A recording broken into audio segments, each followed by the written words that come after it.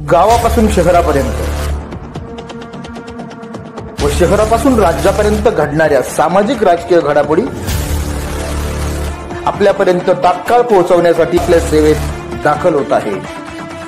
सबसे बड़ा भ्रष्टाचार जिसको माना जाता है, जो वाटरगेट स्कैम से बड़ा है, जो 2G स्कैम से कहीं गुना बड़ा है, जो एशियन गेम्स जो इस देश में होते, कॉमनवेल्थ गेम्स, उससे भी कई गुना बड़ा है। ऐसा एक स्कैम भारत में हुआ और गवर्नमेंट के आंखों के सामने हुआ, वो है इलेक्टोरल बॉन्ड्स। मैं तुम्हें धंधा दूंगा, तुम मुझे चंदा दो। मुझे याद है दाऊद का एक जमाना था, जब कोई भी नई गाड़ी उसके घर में आती थी तो उसके हस्तक घर में पहुंच जाते थे और फिर दाऊद का लेना देना समझ करके दाऊद को अपना जो भी हफ्ता था वो वसूलने के लिए मदद की जाती थी। तो दाऊद बंदूक लगा के करता था, ये सरकारी एजेंसियों का इस्तेमाल कर रहे हैं। तो दाऊद और इनमें क्या अंतर रहा? दाऊद को लोगों को दाऊद से छुटकारा चाहिए था, लोगों को अब इनसे छुटकारा चाहिए कि दोनों ही एक्सटॉर्शन रैकेट चला जाते थे। आप ध्यान से इसके बारे में सोचिए, दाऊद क्या करता था, कैसे करता था, कैसे पैसे मिलाता था। यही बंबई ने काली दिवाली मनाई है, उसके ऊपर थाने में काली दिवाली मनाई गई थी जब मंचेकर ने हफ्ता वसूली शुरू कर दी थी। मुंबई को हफ्ता वसूली कोई नई बात नहीं है।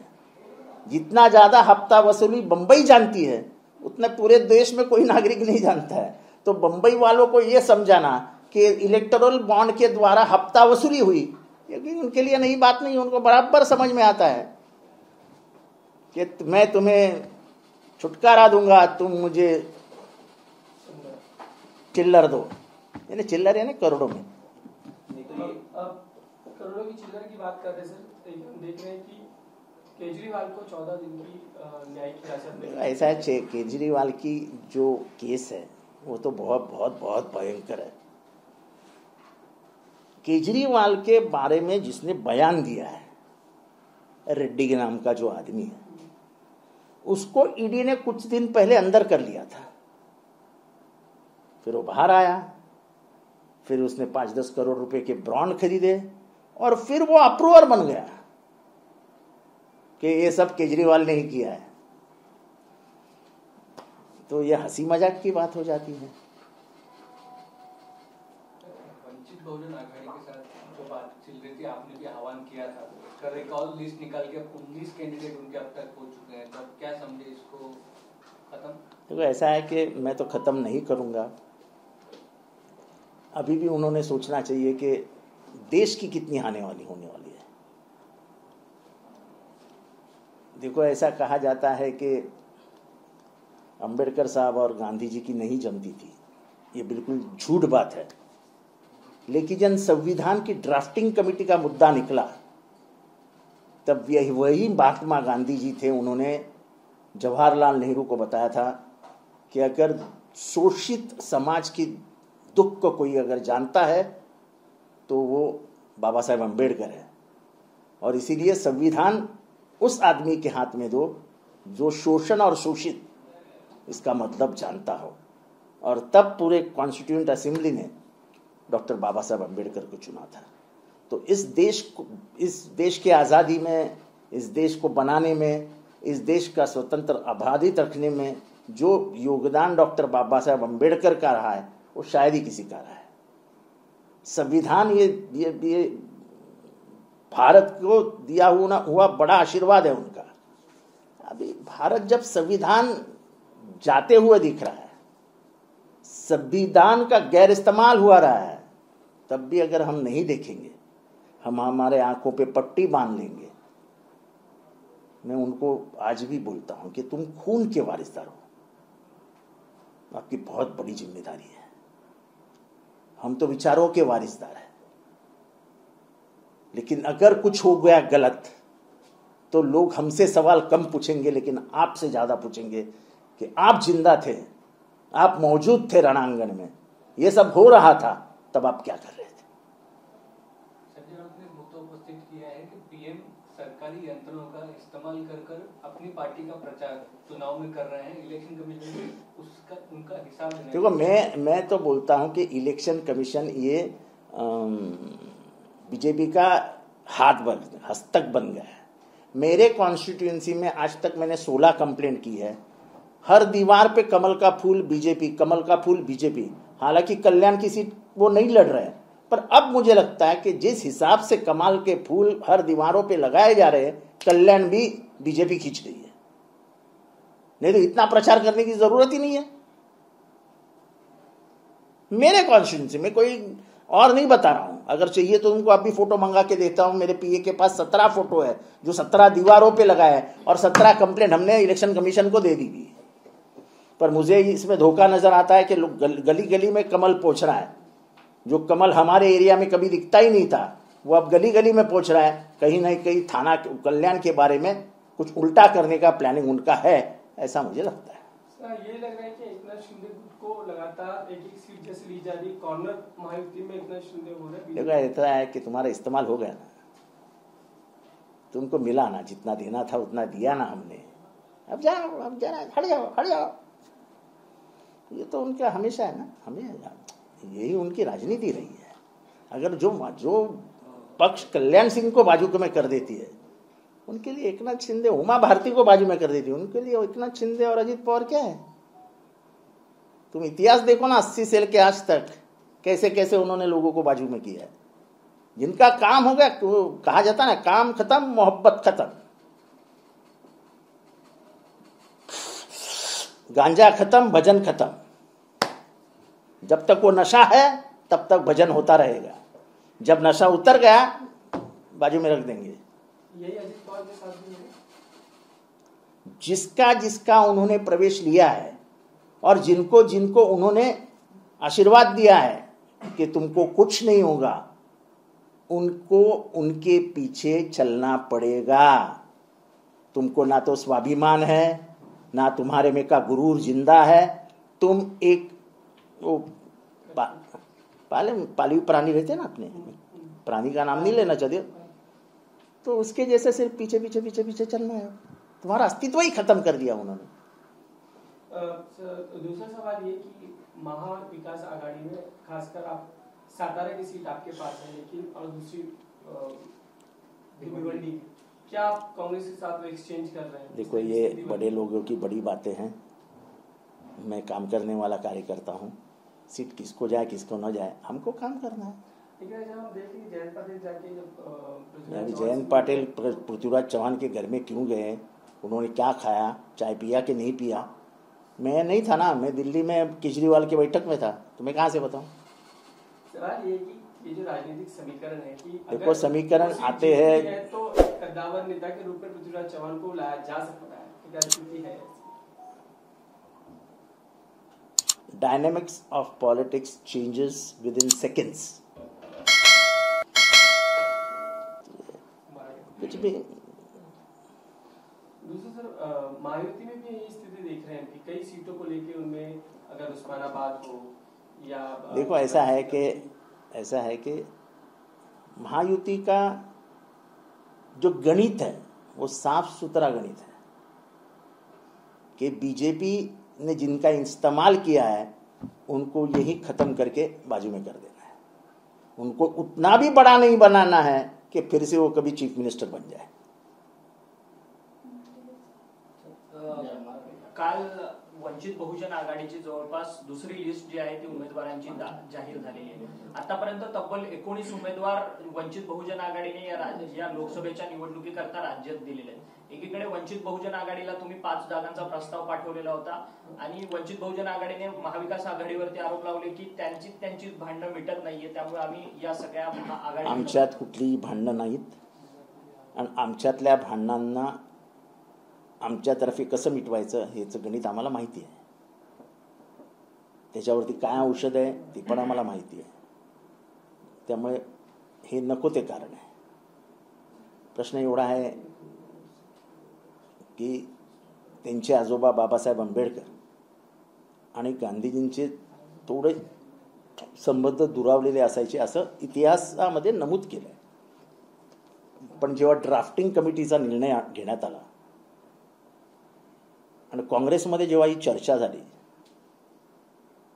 तेव्हा महात्मा गांधींनी सांगितलं की ज्याला शोषण जास्त माहिती आहे, ज्याला शोषितांबद्दलची माहिती जास्त आहे आणि ज्यांनी स्वतः अनुभवलं आहे, ते भारतात एकमेव बुद्धिमान माणूस आहे, तो डॉक्टर बाबासाहेब आंबेडकर आहेत.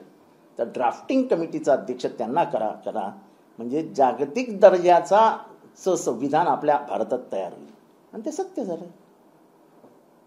तेव्हा ह्याच्यामध्ये इगो नसतो, ह्याच्यामध्ये राष्ट्रहित असतं. जर आपण राष्ट्रहित बाजूला ठेवून स्वतःचा इगोच मोठा करणार असू, तर उद्या बाबासाहेब आंबेडकरांचं संविधानाला काही बरं वाईट झालं तर देश पहिला प्रश्न तुम्हाला विचारेल, कारण का तुम्ही रक्ताचे वारसदार आहात, आम्ही विचारांचे वारसदार आहोत, आम्ही तुमच्या मागणं यायला तयार आहोत. विचारांच्या वारसदारांची म्हणजे जबाबदारी आहेच, पण रक्ताच्या वारसदारांची तर बाहेर येऊन लढण्याची जबाबदारी आहे. शिवाजी महाराजांच्या मृत्यूला कारणीभूत असणाऱ्या 5 जणांना हत्तीच्या पायाखाली देण्याचं काम संभाजी महाराजांनी केलं, कारण का ते रक्ताचे वारसदार होते. वाचा इतिहास. मग रक्ताचे वारसदार हे कुठे या लढ्यामध्ये मागे हटलेत का? नाही, मागे नाही हटलेत ते. माझी विनंती त्यांना एवढेच आहे की आमच्या काही चुका झाल्या असतील, आमच्याकडनं काही थोडं वेगळं झालं असेल, तुम्ही आमच्या बापाप्रमाणे आहात, या बसा, सांगा हे करूया आणि पुढे घेऊन जाऊया. अजून देखील त्यांना महाविकास आघाडीमध्ये येण्याची विनंती आहे का तुमच्याकडे? नाही, माझी तर विनंती, जोपर्यंत फॉर्म मागे घेण्याचा दिवस येत नाही तोपर्यंत माझी विनंती असेल. जेव्हा आपल्याला आपली गरज काय, जेव्हा या देशामध्ये हळूहळू तानाशाही म्हणजे फॅसिझमकडे आपण वाटचाल करत आहोत, देशाचं संविधान धोक्यात आहे असं स्वतः आंबेडकर म्हणतायत, म्हणजे बाळासाहेब आंबेडकर, तेव्हा या सगळ्या परिस्थितीचा विचार केल्यानंतर तू मोठा का मी मोठा, मी मोठा का तू छोटा, हे करणं गैर आहे. हे देश हिताविरुद्ध आहे. आपण देश हितासाठी लढलं पाहिजे. कारण शेवटी आपल्या आयुष्यात जर असं काय झालं तर आपण आपलं स्वतःला माफ करू शकणार नाही. आवाडसाहेब, तुम्ही म्हणताय आंबेडकरांची तुम्हाला गरज आहे किंवा महाविकास आघाडीला गरज आहे, मात्र 2 नेत्यांमध्ये आंबेडकर आणि नाना पटोलेंमध्ये एकंदरीत जुटलेली पाहायला मिळत आहे. हे बघा, मी कोणाच्याही वैयक्तिक काय ते एकमेकांबद्दल बोलतायत त्याच्याबद्दल मला काही बोलायचं नाही. महाराष्ट्रासारख्या पुरोगामी राज्यामधनं, जिथे पुरोगमित्वाच्या विरोधात काम करणाऱ्यांना कधी स्थानच मिळालं नाही, अशा माणसांना मदत होईल अशी कोणीही भूमिका घेऊ नये, अशी माझं प्रामाणिक मत आहे. तेच मी म्हटलं की आंबेडकर यांच्याविरुद्ध काय बोलतायत आणि ते त्यांच्याविरुद्ध काय बोलतायत, हे मोठ्या राजकारणाला काय फार मोठी गोष्ट नाही आहे. तुमचा शत्रू कोण आहे आज? तुमचा शत्रू फॅसिझम आहे. फॅसिझमला हरवण्यासाठी या जगामध्ये एक असं कॉम्प्रोमाइज झालंय की ते तिघही एकमेकांचा चेहरा पण बघत नव्हते. रुझवेल्ट, स्टॅलिन आणि चर्चिल. पण जेव्हा त्यांना कळलं की आज आपण जर ह्याला थांबवला नाही हिटलरला, तर आपल्या तिघांचाही पडाव करून हा देशाचा सम्राट, जगाचा सम्राट होईल, तेव्हा तिघही एकत्र आले आणि पहिले त्याला बाजूला केला. हा विचार 1945 साली केलेला आहे.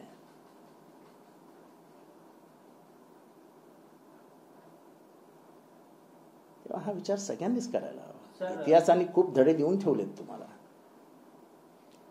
सर, प्रकाश आंबेडकरांनी एक मध्यंतरी खुलं पत्र जे आहे ते काँग्रेसला लिहिलेलं होतं की तुम्ही आघाडीमधनं बाहेर पडा आणि आपण दोघेही एकत्रितरित्या युती करू आणि संपूर्ण लोकसभा निवडणूक लढू. परंतु आता वंचितने 7 जागांवरती पाठिंबा जो आहे तो काँग्रेसला दिलेला आहे. त्यामुळे जे विरोधी पक्ष नेते आहेत वडेट्टीवार ते देखील म्हणतात की अकोल्याच्या जागेवरतून जर प्रकाश आंबेडकर स्वतः उभे राहतील वंचितकडनं तर त्यांना देखील आम्ही म्हणजे पाठिंबा देऊ. हे बघा, एक तर आमच्या महाआघाडीत असं ठरलं आहे, चर्चा झालेली आहे की अशा पार्टीजनी पाठिंबा घेऊन आपल्यामध्ये स्वतःमध्ये गैरसमज निर्माण करू नयेत.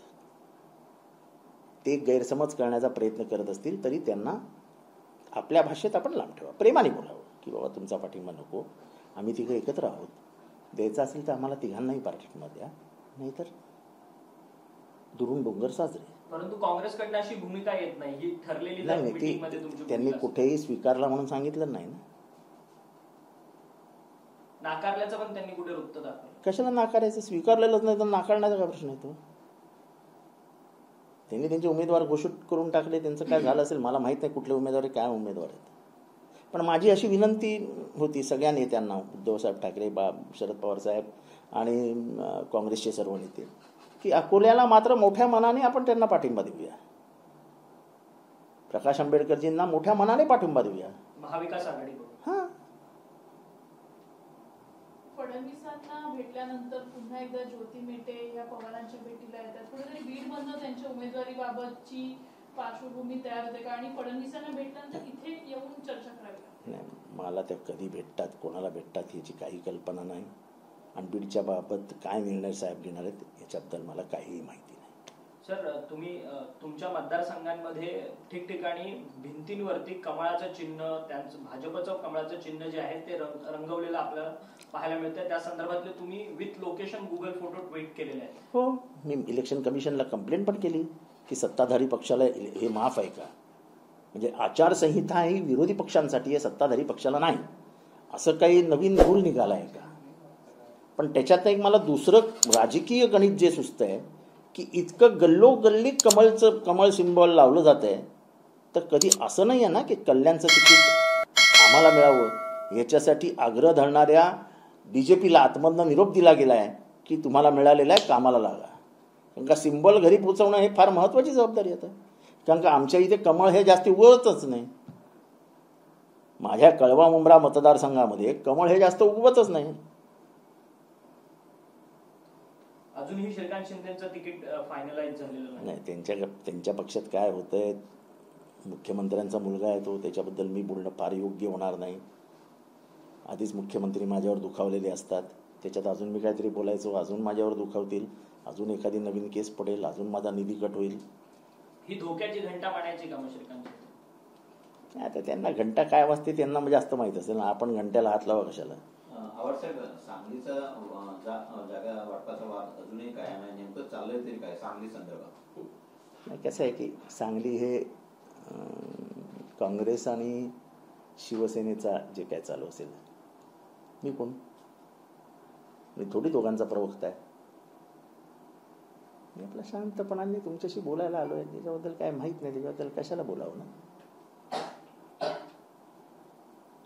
सर, इलेक्ट्रॉल बॉन्डच्या संदर्भात नवनवीन खुलासे जे आहेत ते बाहेर येताना आपल्याला पाहायला मिळतात. काल महारॅली झाली, ज्यात अरविंद केजरीवाल यांनी काँग्रेस विरोधातला सूर लावलेला होता मध्यंतरीच्या काळात. आता तीच काँग्रेस आणि इतर सर्व सहयोगी पक्ष अरविंद केजरीवाल यांच्या समर्थनार्थ रस्त्यावरती होते. एक लक्षात घ्या, दिस इज मॅच्युअर्ड पॉलिटिक्स. हेच मी महाराष्ट्रातल्या तमाम नेत्यांना समजून सांगू इच्छितो की दिस इज मॅच्युअर्ड पॉलिटिक्स. तुमचे माझे हेवे दावे आहेत, पण ते हेवे दावे गाडून समोरचा शत्रू बलवान आहे त्याला गाडायचा आहे म्हटल्यावर आपण दोघांनी हात मिळवलं पाहिजे. हे कालच्या सभेतनं आपल्याला स्पष्ट दिसलं. अरविंद केजरीवाल यांनी राजीव गांधी आणि सोनिया गांधींबद्दलची घेतलेली भूमिका ही जगाला माहिती आहे. असं असताना ज्या आत्मीयतेने सोनिया गांधी त्यांच्या म्हणजे मिसेस केजरीवालांशी बोलताना दिसत होता, काँग्रेसची ती संस्कृती आहे. तुमचं काही शेतावरनं वैर नाही ना, तुमचं काही सोन्या दागिन्यांवरनं किंवा सून म्हणून वैर नाही ना. तुम्ही काही राजकीय विरोध केला असेल तर तो राजकीय विरोध हा कायमचा नसतो ना. तर मी काल दोघंही एकत्र आलेले दिसले. आणि इलेक्टोरल बॉन्ड्सचं म्हणाल तर पूर्ण देशभरात इलेक्टोरल बॉन्ड्सबद्दल राग आहे. निर्मला, म्हणजे मला माहीत नाही आता ते निर्मला सीतारामन यांचे पती आहेत का, पण ते एक म्हणजे त्याचं नाव विसरलो मी, एक इकॉनॉमिस्ट आहेत साऊथ इंडियाचे. त्यांचं म्हणणं आहे की जगामध्ये आजपर्यंत झालेल्या स्कॅममधला हा सर्वात मोठा स्कॅम आहे, म्हणजे वॉटरगेटपेक्षा मोठा आहे. त्यांचं म्हणणं की 2G स्कॅम, CWG स्कॅम, हे सगळेच कोल स्कॅम, हे सगळे स्कॅम एकत्र केले तरी आपण त्या इलेक्टोरल बॉन्ड्सच्या जवळ जाऊ शकत नाही. आणि मला साफ आठवतं की साधारण 80 नंतर 2000 पर्यंत दाऊद इब्राहिम वसुली करायचा मुंबईत कोणीही नवीन प्रॉपर्टी घेतली, मुंबईत कोणीही नवीन कार घेतली किंवा मुंबईत कुठेही मोठं डीलिंग झालं की दाऊदच्या माणसाचा फोन यायचा, भाईने बोलाय. ते भाईने बोलाय म्हटल्यानंतर समजून जायचं काय, मग भाईशी कॉम्प्रोमाइज व्हायचं. आणि भाईला शांत करण्यासाठी पोचवलं जायचं. मग भाई शांत व्हायचा, मग डेव्हलपमेंट व्हायची. म्हणजे एक हात में दो और एक हात में लो शांती, म्हणजे शांती देण्यासाठी एक रक्कम घेतली जायची. आता इथे काय झालंय कि तुमको तकलीफ नहीं चाहिए ना, तो फिर दो. आणि दो म्हणजे किती? 1000 कोटी. 1000 कोटी तर कुणाकडनं दाऊदनी वसूल केलेले नाहीत. म्हणजे मी मुंबईतला फार पूर्वीपासूनचा अभ्यास करणारा विद्यार्थी आहे या सगळ्याचा. पण खूप पैसे कमवले असतील दाऊदने. पण दाऊद बंदूक लावून पैसे उचलायचा, भीती वाटायची लोकांना दाऊदची. आणि इथे सरकारचीच भीती वाटते. आता मेगा इन्फ्रास्ट्रक्चर नावच तोंडात येतं.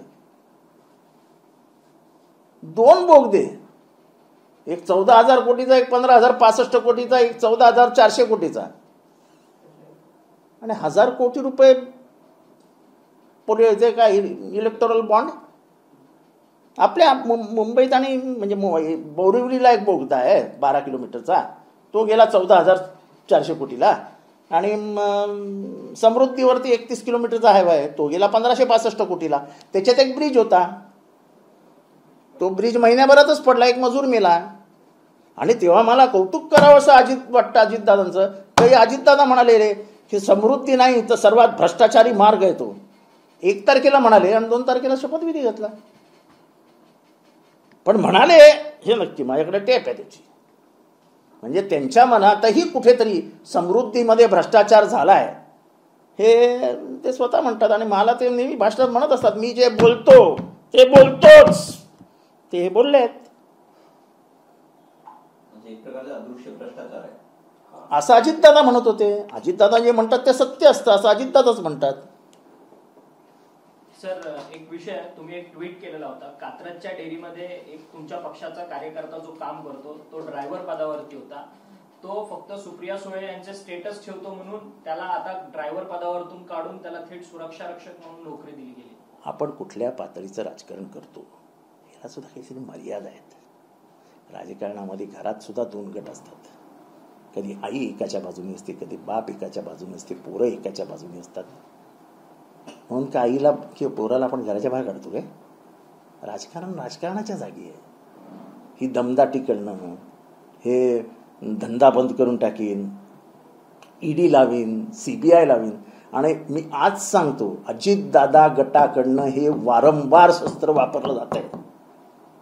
जिथे जिथे त्यांना वापरता येईल तिथे तिथे हे वापरलं जात आहे. ईडी, CBI, दादागिरी, पोलीस, अजितदादांचे वेगवेगळ्या लोकांना फोन, म्हणजे प्रवेशासाठी त्यांची यंत्रणा काम करत असते, लोकांवरती दबाव आणत असते. आणि हे मी स्वतः अनुभवलेलं आहे.